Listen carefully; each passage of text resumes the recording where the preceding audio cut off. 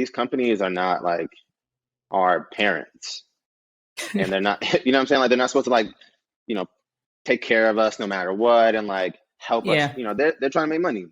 Hmm. And, you know, I realized I got to a point in the company where like, you know, the company was cool just keeping me where I was, and that if I wanted to leave, then like that would also be cool. So I was like, all right, well, now that I realize that and I understand that, let me check my finances.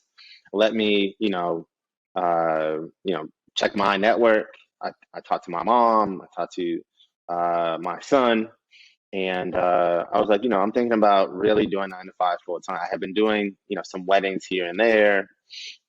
People in the organization knew that I had this kind of side project, but I was like, yo, I'm gonna put together a plan in my mind and on paper that, you know, if I can do this, then, you know, I'm going to get to a certain point, I'm going to quit my job.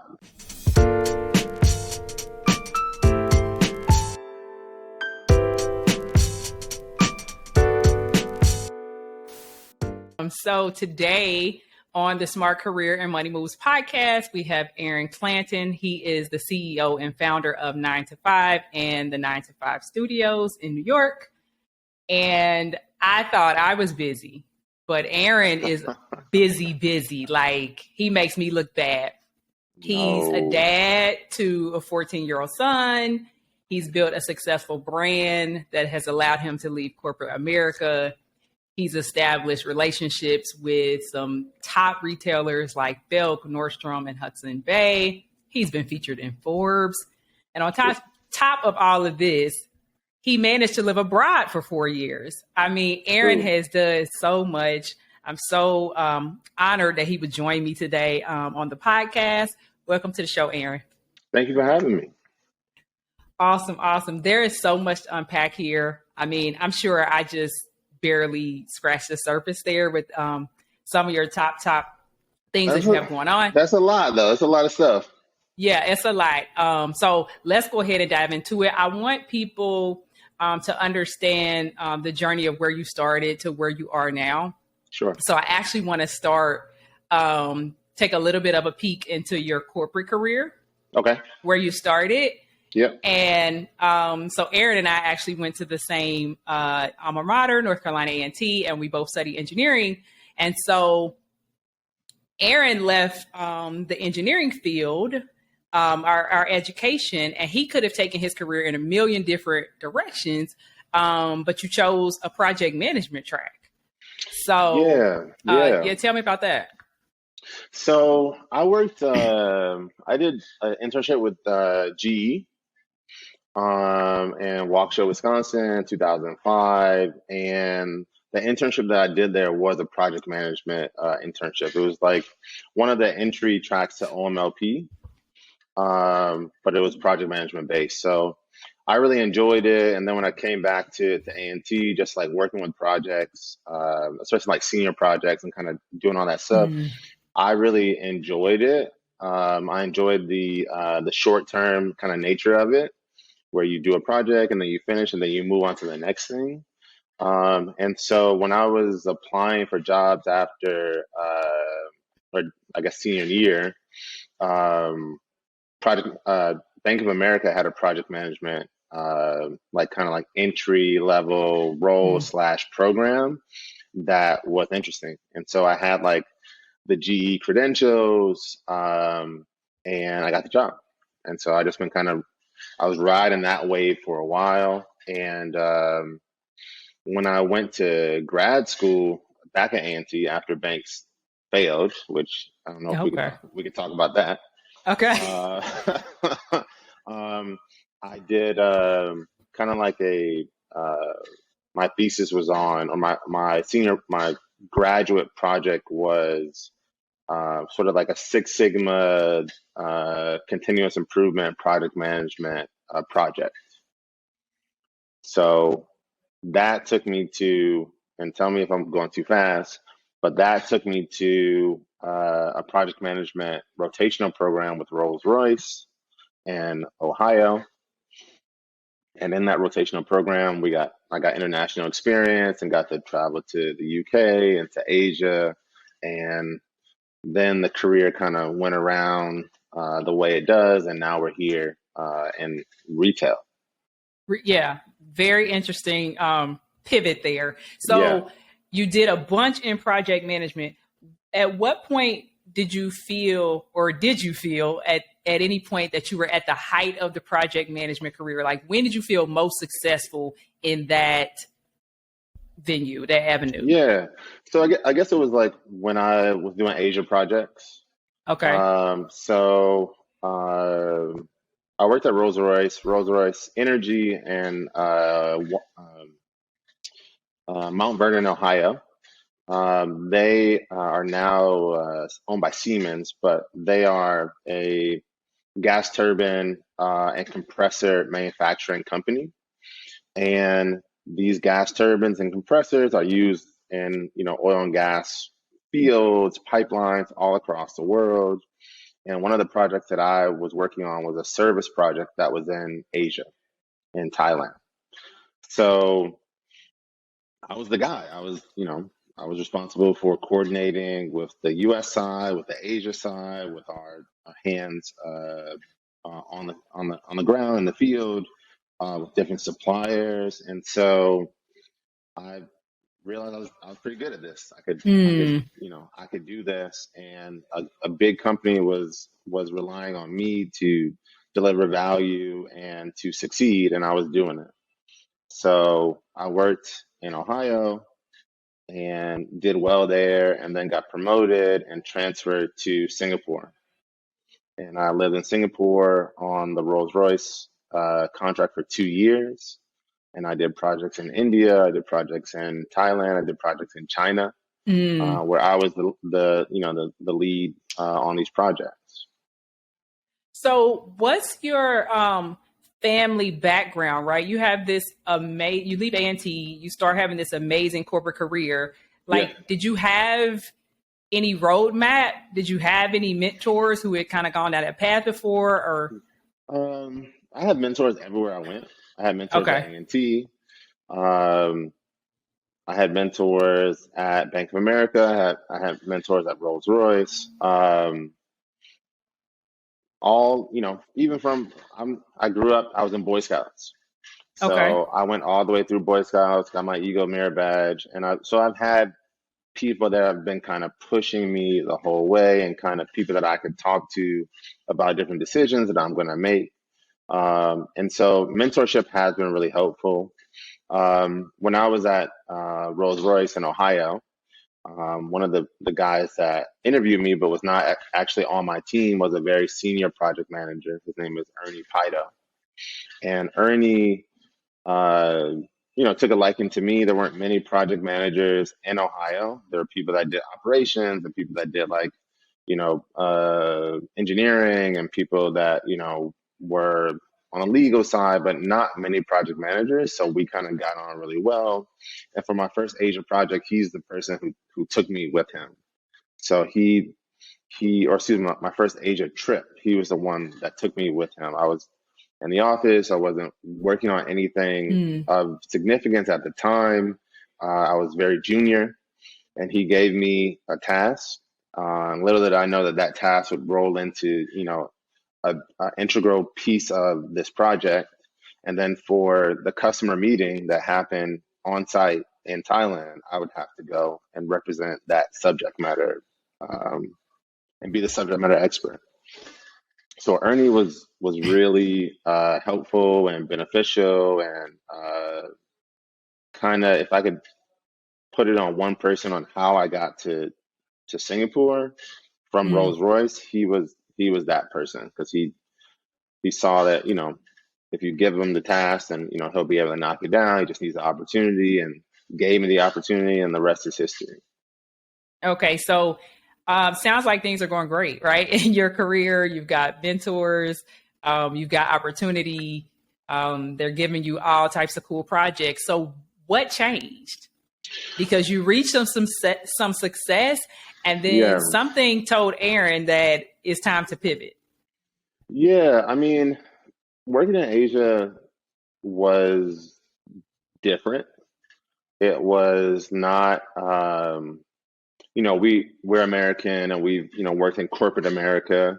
And Hmm. so we are kind of conditioned for corporate America. And working in another country, you have a whole nother set of values, a whole another set of like corporate decorum, I guess.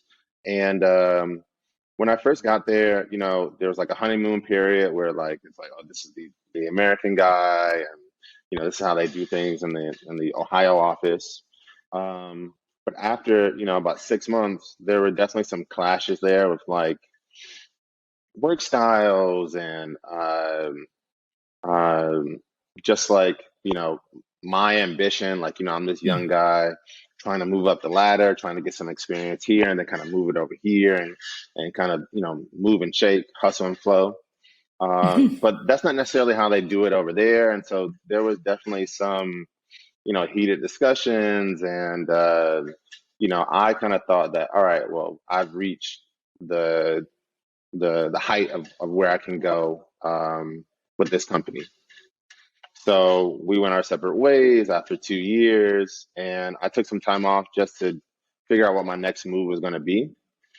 I moved to China for about a month, and I've got a friend there, or I had a friend there who was also an A&T alum, Carl Humphrey.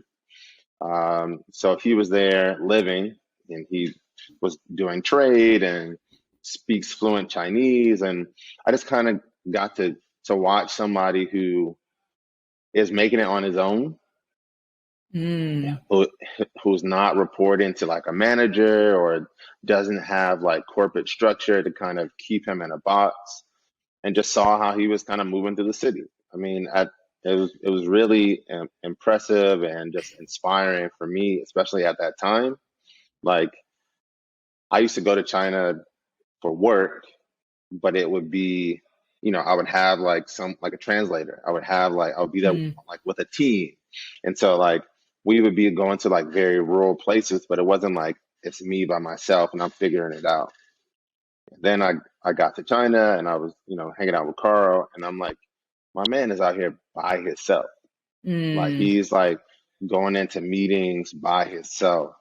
He's going to source product and different parts of the country by himself. And there's an empowering kind of feeling from like seeing someone that looks like you, that lived in the Oaks, you know what I mean? That like went to A&T, and like we're cool, like we're like, he's not that much older than me. And so it inspired me to like, what, I could do something on my own. Yeah. I could do something. So that was a very pivotal moment for me. And then I came back to the US. I did like a world travel kind of, or excuse me, not world travel, but like world tour, seeing everyone I haven't seen in 2 years, because I was in Asia. And, I was in Asia for a long, can I just tell you one thing?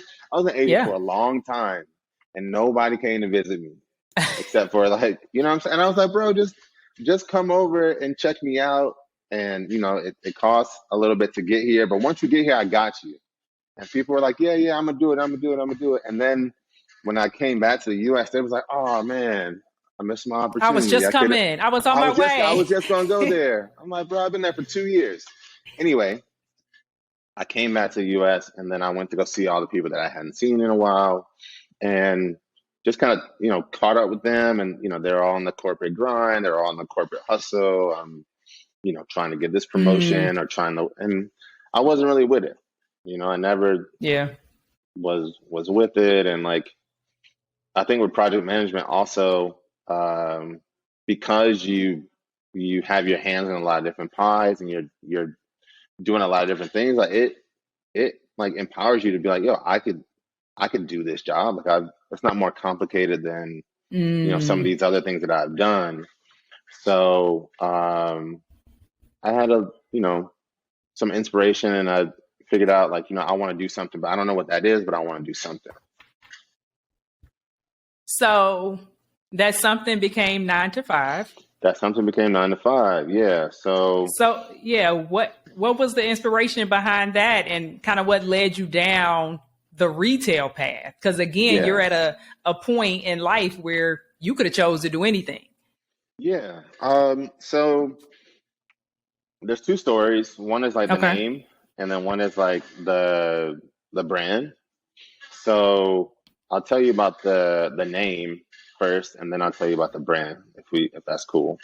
Fine. Yeah. So I used to do a blog called Student BS when I was in grad school at A&T, and it was like, so when I went to grad school, I worked for Bank of America for 2 years. Banks crashed, and I went back to A&T as like for shelter Mm. to figure out what my next move is because I was working in the bank. I worked in the countrywide merger deal, and then everybody lost their jobs.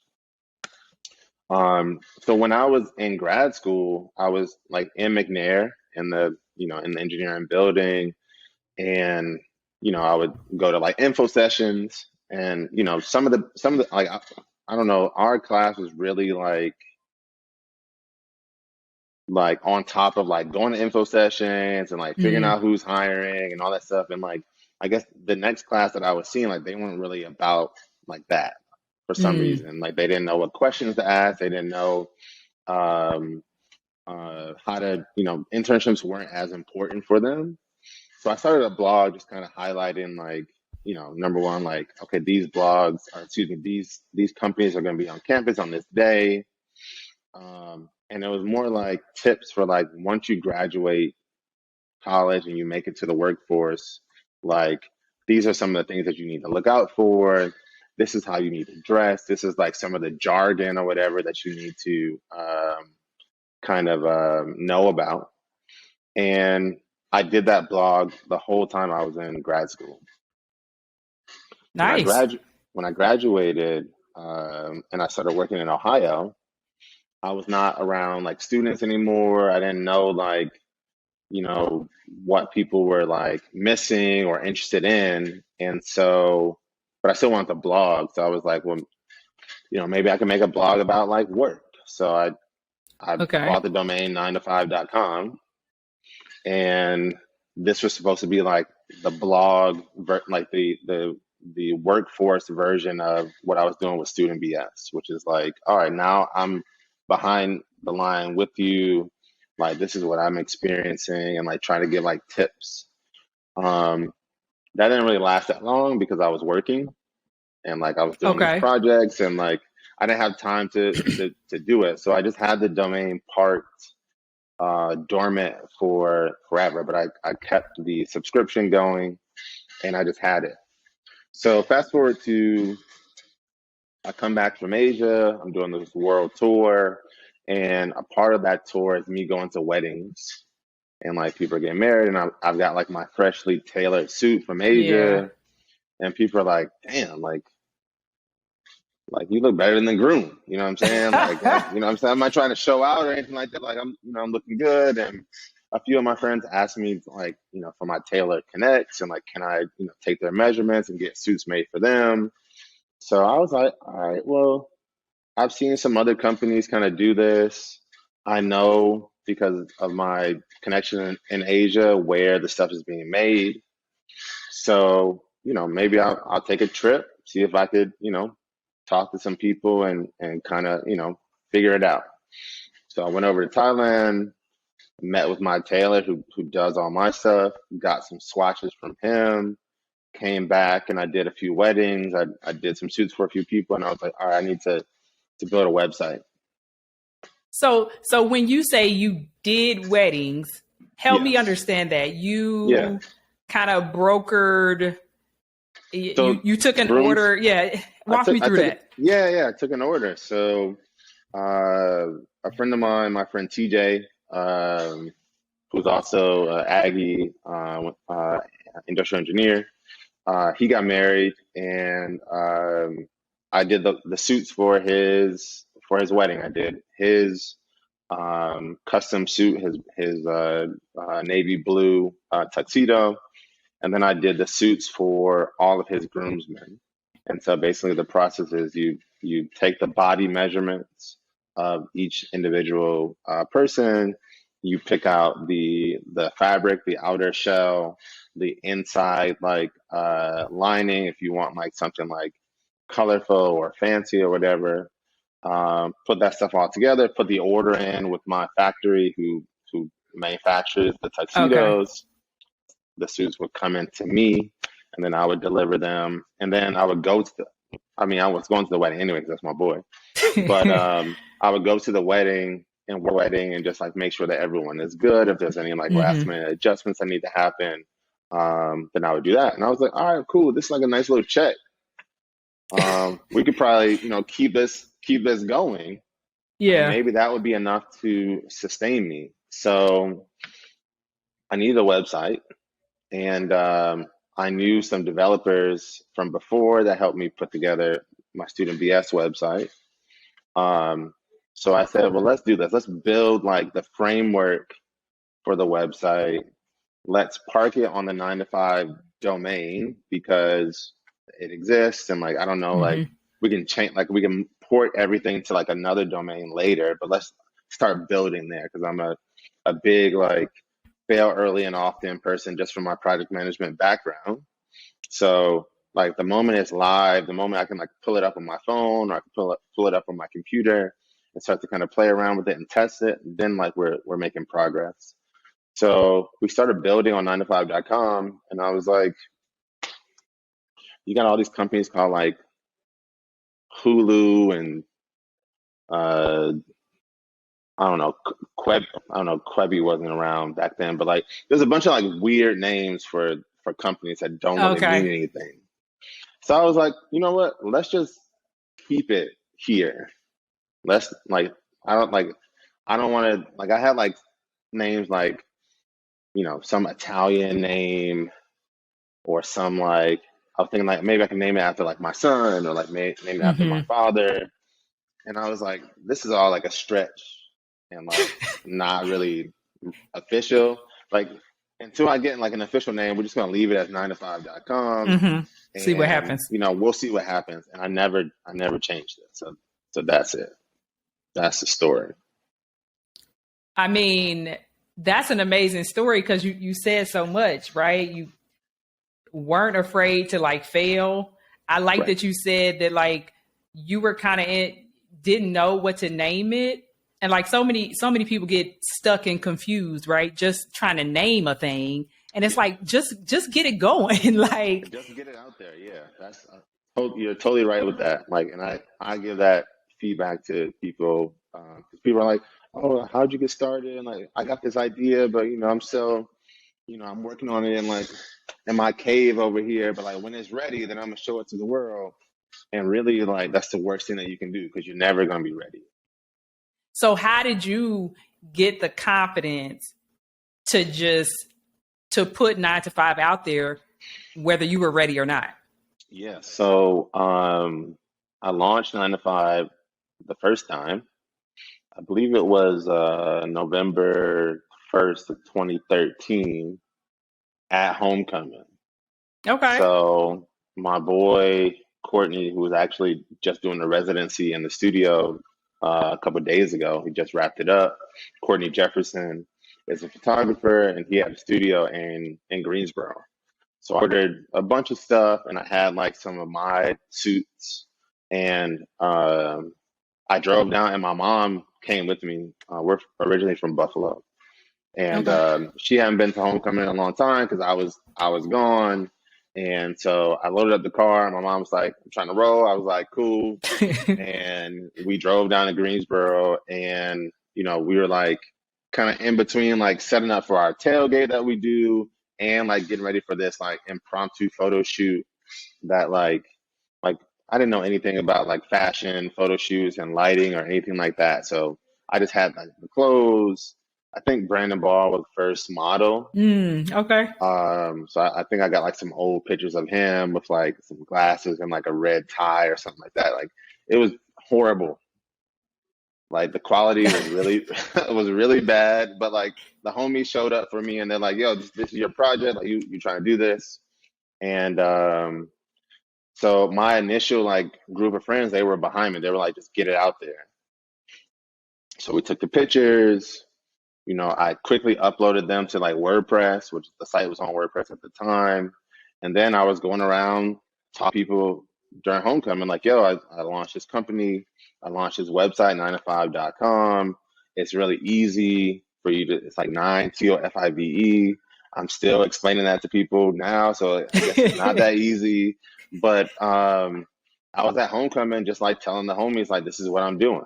And I was like, there's no better way to like kind of launch something than like during a homecoming, because everyone is there, people that you know, people that you trust, people that like know that Mm. you legit, they know where you've been. So I did it like that, and I at least got it out there. It wasn't successful at all, but I at least got the name out there, and then like people were holding me accountable. They're like, "Yo, what's going on with 9to5? Like, oh, you told me about this. What's happening?" Hmm. And then that kind of pushed me to continue to grow it and to with like a few like trials and tribulations push it to where it is now. Yeah, because it's like once you put it out there, so the Yeah, key is putting it out there. Because once you put it out there, even with me as a coach, people are like, "What's going on with that coaching thing you were talking about?" yeah, yeah, and yeah, then you almost, it helps with the momentum. You can't just quit because you're like, all of my family and friends know about this thing now. exactly. And so it's like, if you're gonna do it, then you have to do it. And what I found is like I tried to, I went back to corporate America for a while, as a part of like number one, knowing that I didn't know everything I needed to know about digital projects and like launching a website. Like I had no experience with that. And so I wanted to get that. And the best way to do it was to have somebody Mm. pay me to manage their projects, to kind of soak up that information. Um, so, but yeah, like if, people will hold you accountable. They'll be like, yo, like, what's up? Like you said Yeah. you was doing this thing. You're not doing this. You're not doing it? And Right. I would tell them that like, oh yeah, I'm doing it, but I'm working, but like, I'm doing it on the side or whatever. And they'd be like, you ain't serious. You're not real. And it wasn't really until I said like, yo, I'm quitting my job and I'm doing this full time that it really took off. Okay. And I Because want then to, people were I like, really, yeah, yeah, I want to dive into that. Um, because you said something that kind of resonated. You said, and something I love, and this is what I tell all of my clients, that like when you figured out what you want to do for yourself, like yeah, you figured out that you wanted to launch this retail brand, you kind of took stock and like, what are some things that I need? And instead yeah, of like flustering around trying to figure out and stressing about I don't have this, you went to corporate America and got someone to pay you for yeah, on the job training. I mean, yeah, that's the lens that I want people to look at their corporate career as. Like, this is not the final stop. It's right, just, the stepping stair for you to yeah, get to where you really want to go. So a hundred I'm percent. I'm so inspired that you use that. So you took, you know, something that was just a name, just a website that you had, and you launched it. You said it was a failure, but many years later, there's several parts to this brand. Yeah, So kind of walk us through the different parts of the brand and like yeah, how do all the pieces fit together? yeah. So, 9to5 is what we do. It's like it's work. And the different parts of the brand all kind of support each other with like, you know, how I work. So there's 9to5.com, which is our workwear, our suiting and like kind of formal wear kind of brand. We also have 9to5 supply, which is our uniform and government uniform side of the house, where we do like police uniforms and fire safety vests and all types of stuff for Mm, people that work in New York City. And then we have 9to5 Studios, which is the content creation, I guess, arm of the business. So we're on a podcast. We are, in the age of like, you got to be creating content all the Mm-hmm. time. You got to be, 4K. You got to be, fresh looks. You got to be white background, in life photography, product photography. You gotta shoot flats.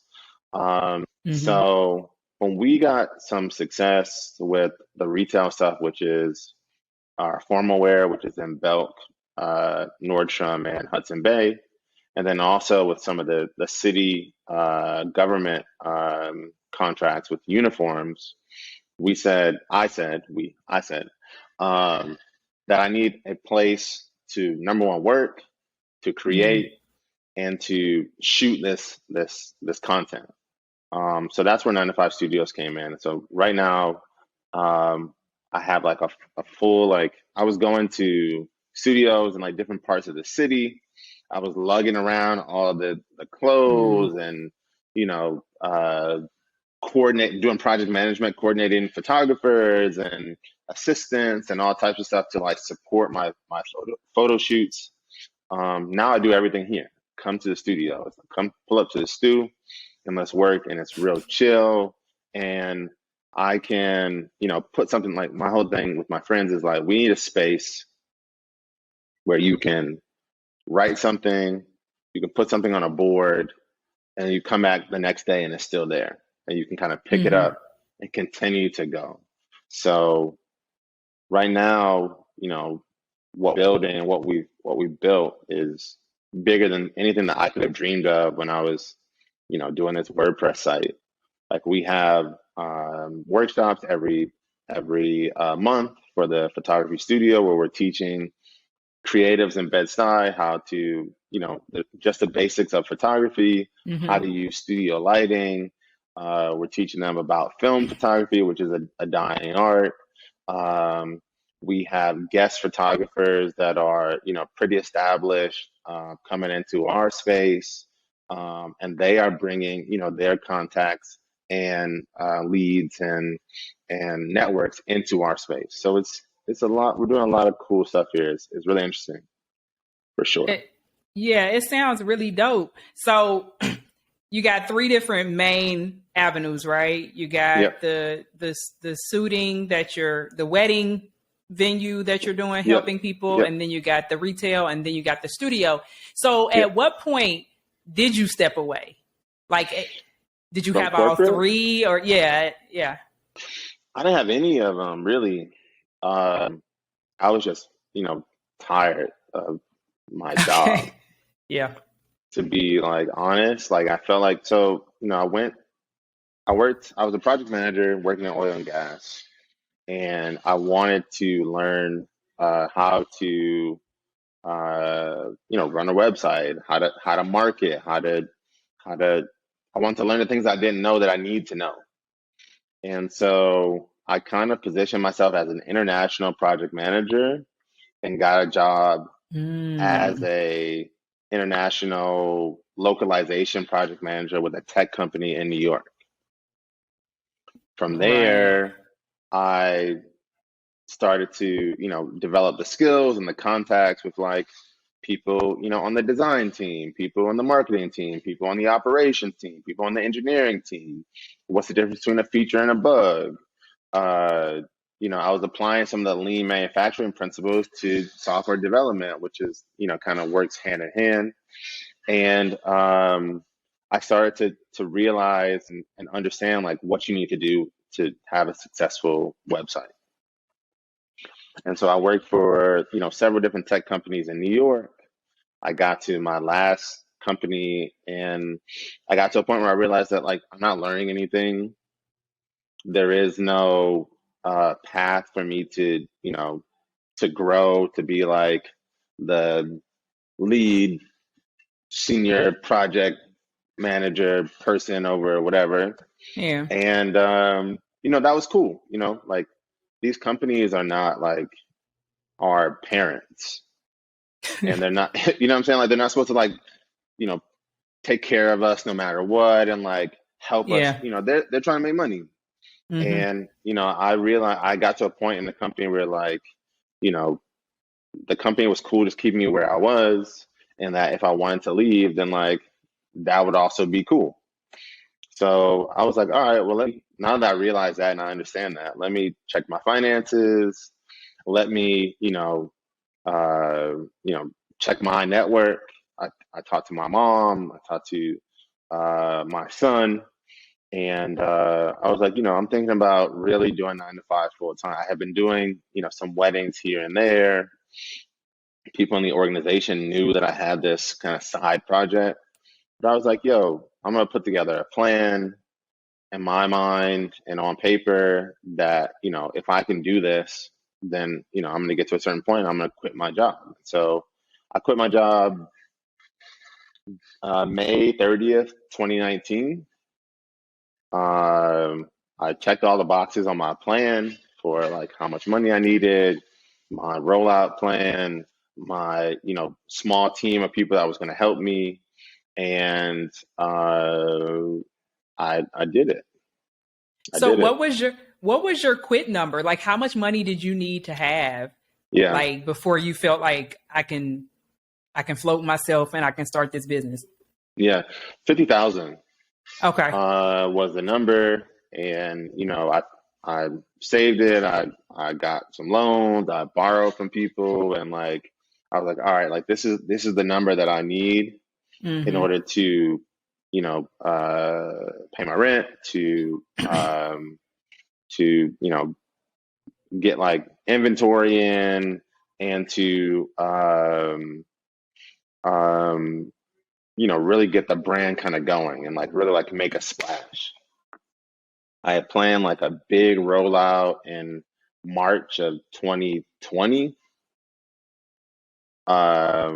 We had like some brand sponsors, we had some sponsors, we had like some venues, and there was a whole bunch of stuff. And we were going to take the world by storm. We had this really cool concept in the beginning with partnering with local tailors in New York City. So I had 10 tailors already signed up, ready to go. And our first, I guess, networking session was called, what was it called? Altered Ego. It was supposed to be like a play on like alterations and like, anyway, it was supposed to be March, I think 15th. I believe that's a Saturday. And this COVID thing was like making the rounds, and people were, Mm-hmm. my team was like, all right, well, maybe we should like, maybe we'll like kick it off, like, kick it back 2 weeks. And, saying we'll kick it back 2 weeks and then we'll reconvene. So like, we never actually launched the thing. Like we archived the post on social media, and then New York City shut down. And then that happened. Wow. But So go ahead. yeah. Well, yeah. So like I had a rollout plan in my mind for like, you know, how I was going to do this thing and like how much money I was going to make and like forecast and everything like that. And then COVID hit and everything was out the window. So you talked about a couple different struggles, and I kind of Yeah. want to understand like which one do you think has been most pivotal and kind of shaping where you are today and where you're going into the future. So the first struggle is kind of like I'm in this corporate career. I know it's not for me. I don't know what to do.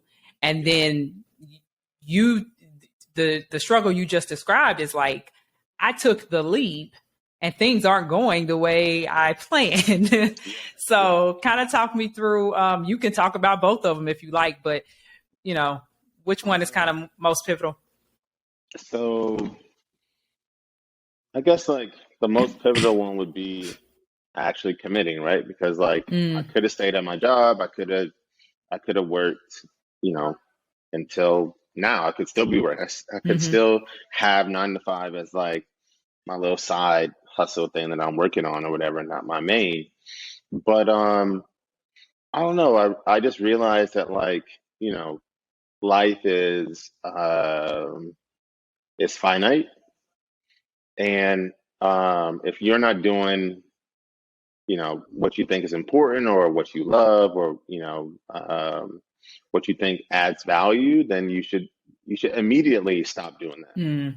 And everyone doesn't have the luxury to be able to immediately stop. And so sometimes you got to make a plan. All right, I'm gonna save up this amount of money, or I'm gonna interview, and like, this is the company I want to work for. So, I'm gonna go that path, or whatever you need to do to get out of that situation.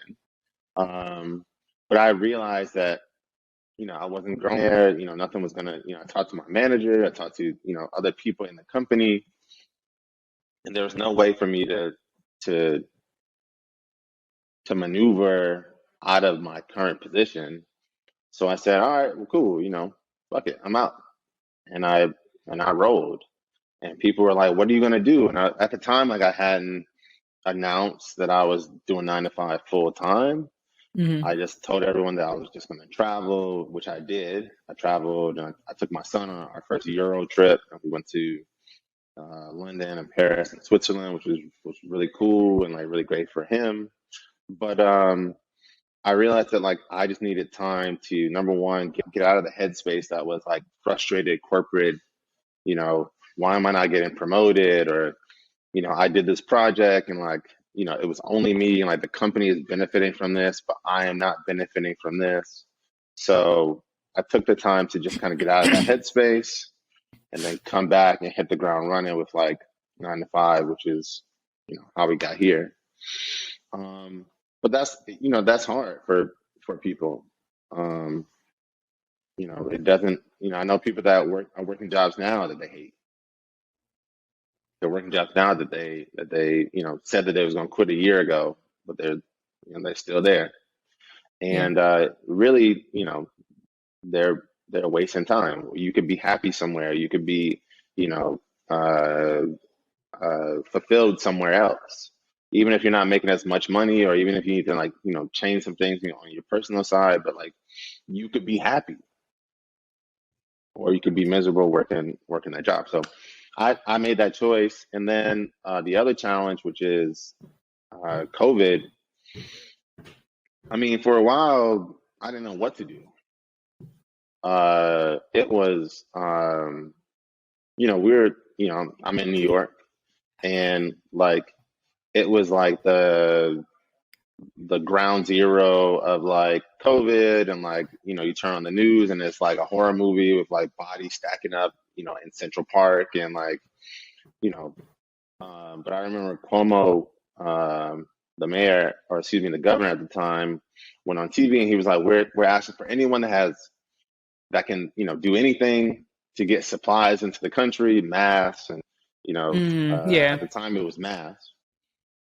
So I called up Carl Humphrey and I was like, yo, we need to get China on the line. And like, let's get this popping. Like, let's use our contacts that we've used for other projects to kind of get these supplies in. And we found success with that. And so that kind of put some wind in the sail of like, all right, well, now it's 9 to 5 supply.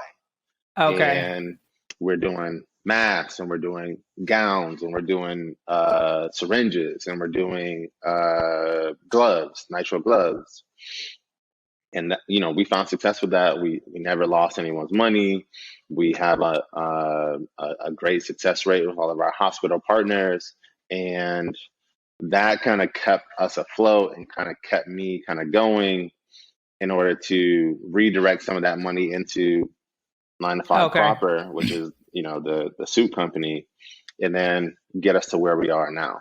So you got to be flexible. You got to be agile. You got to pivot.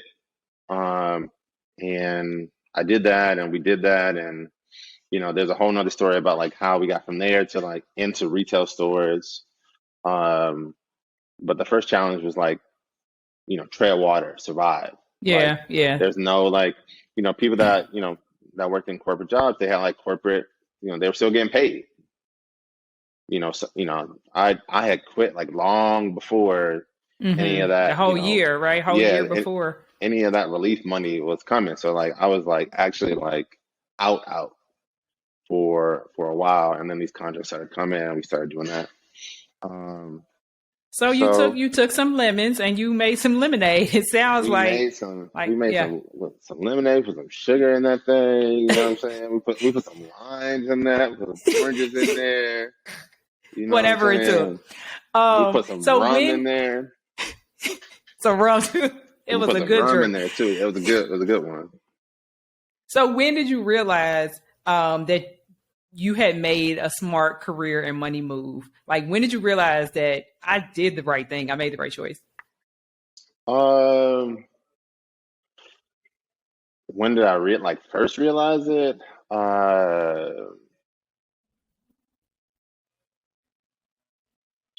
I don't know. I mean, like I realized I made the right move when I made the move, like when I quit. Like not financially, like it wasn't like the right financial move, but like it was, Mm-hmm. you know, what's the use of having money if if you're not Yeah. happy and you know what I'm saying? So I realized I made the right move on, June 1st of 2019. But we found success in early 2021 when I got approached by one of my big homies in my network, Charlize Antoinette, who is an amazing costume designer. She's a lead costume designer on the new Whitney Houston movie. Oh, nice. She was the lead costume designer on Judas and the Black Messiah, and she's got a whole lot of projects going on. And I had joined her network, Black Designer Database, during COVID, and she was like collecting these, like I believe she was like collecting like a database of Black designers and like giving them opportunities to like work in film and like anything that like came across her plate, like she would like send it out to her network. And so I had joined her network, and during COVID, like I was just sending emails to a bunch of different people about all types of things all the time, just like trying to figure out where the next check is coming from. And I Mm. believe that I emailed her like going very wide, and she responded to me like, "Yo, I like your brand, I like what you're doing, and I've got I want to know if you can dress someone for like a movie premiere, I believe it was, or like an award show." And it was a director from Judas and the Black Messiah. Um, Nice. so I was like, shit, like, all right, like I've been I've been like emailing and like, saying I can do all this stuff, and like now someone like has like Oh seen all yeah. my stuff and they like recognize that, like, all right, like this is the guy that I want to go with. And now I gotta actually send her something. And like I didn't have like my shit together, and like long story short is like I didn't end up dressing him at all, but like I did send her some samples. But that was like kind of the moment where like someone that Mm-hmm. was like in the industry that is like not in my network of like A&T people or homies or like family, that like saw 9 to 5 and was like, yo, like this is like this is something like Yeah. I'm gonna push this forward. And so that was like the moment where I was like, all right, cool, like, it's a missed opportunity, but there's a lesson here, which is like, okay, this is the stuff that works. Your outreach is working. People are seeing your Mm. emails. People are seeing your website. Like maybe they're not making a purchase right then and there, but they see you. So maybe you should go harder. And so I leaned into that, and I emailed every single person on LinkedIn from Nordstrom. I like Nice. I went in their DMs. I scraped LinkedIn and got email addresses, and I was like, "Yo, like you need to know about me." And I got some meetings, and the rest is history. Once they actually got the product and they saw, like, all right, like, okay, he's got factory contacts. Like, it's not just like some dude working in his apartment, which I was. Um, Fake it till, fake it till you faked it make it. until You you know what I'm made it. saying? Yeah.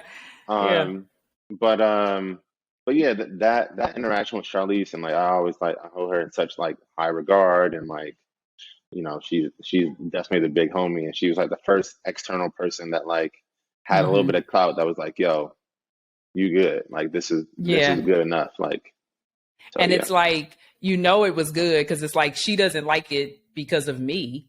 Yeah. She don't know That's me. the right. Yeah. It's like she doesn't know me, so she must like the stuff. Yeah. Yeah. Yeah. So I mean, I'm blown away, Aaron. Like your trajectory has been amazing. It's super inspiring. Thank you. And I know this is just the beginning. Like I can't wait to, see everything that unfolds. What are Yeah. you listening to or reading? Like what helps you to continue to grow like in your career and personally? What am I listening to? Like music wise or like podcast wise or like What gives you your education? Like for me, I'm a YouTube junkie. Like yeah. I'm learning all kind of stuff on YouTube. So is it Yeah. podcasts? Is it books? What is it for you? Uh I mean, I get my information now. Like what's helped me now as a business is like investing in the next generation. Okay. So I want to big up my studio manager, Biv Sanchez, who's like uh, actually there's an Aggie connection there. So her cousin um, went to A&T and is from New York. And then when I moved here, she was like, "Yo, my little cousin is a photographer. Like you should like invite her to some of your shoots or whatever." And now she's the manager of my studio.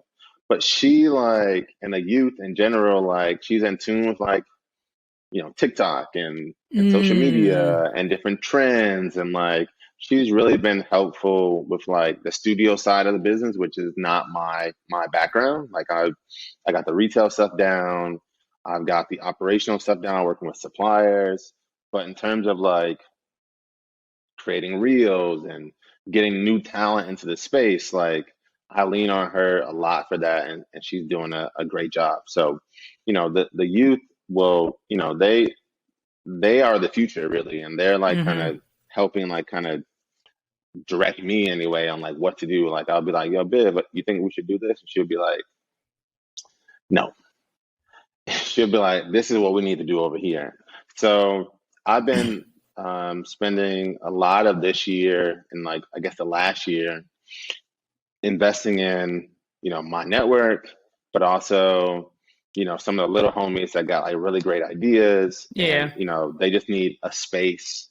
They need somebody to believe in them. They need someone to pull them by the collar and to and bring them into 9 to 5 studios and be like, "Yo, you could also do this. So here's the box. You fill the box with ideas. We'll figure out like what's really popping, and then we'll execute on that." So that's been like where I've been at. As far as like books and stuff, one book that I read that was recently that was really good was the autobiography of Dapper Dan. Okay. Yeah, so Harlem legend. Yeah. I Actually, saw I the believe. documentary. Okay, so and Dapper Dan, like he still walks around Harlem. He's like a Mm, he's a figure. But his biography was super interesting. Just where he came from, the hustle, him going to Africa, discovering tailors there, um, and then all of the recent like kind of ups and downs with like his brand and like the Gucci stuff, and now kind of being mm, celebrated and recognized across the culture with his store and everything like that. So that like from afar, like uh his story, like I'm trying to like kind of follow behind that, but I'm okay. reading. I read that recently, and that was it was really good. Dope, Aaron. Thank you so much for your time. But I know the listeners, they want to follow up with your brand. They want to keep up. Yeah, How can we keep up with you guys and yeah. support you? So 9to5.com is the website.